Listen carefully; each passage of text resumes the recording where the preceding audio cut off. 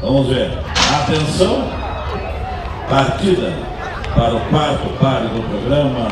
E couro curtido vai para a ponta com couro trançado. Os companheiros da parelha 4 assumindo a primeira colocação. Em cima a curva da direita, por dentro o couro curtido, mas couro trançado, mais ligeiro, foi para a ponta.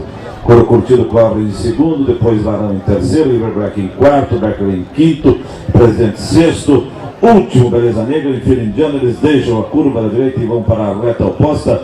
E couro trançado, galopa com 2 corpos de vantagem para couro curtido em segundo, Barão cobre em terceiro, River Black em quarto, Presidente em quinto, Becker em sexto, depois Beleza Negra.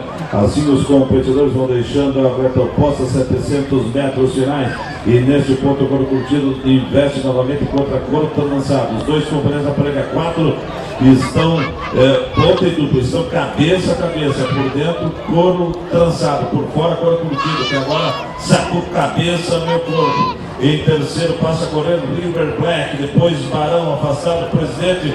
Eles vão passando da primeira para a segunda metade da curva e River Black perigosamente avançou e tomou a ponta. Contorna a curva e entra pela reta final. Por dentro couro trançado, por fora River Black e ainda couro curtido aqui pelo lado de fora. River Black tomou a ponta e o corpo, 2 de vantagem, vai vencer. River Black na ponta, couro trançado segundo, couro curtido em terceiro. Cruzam o risco final.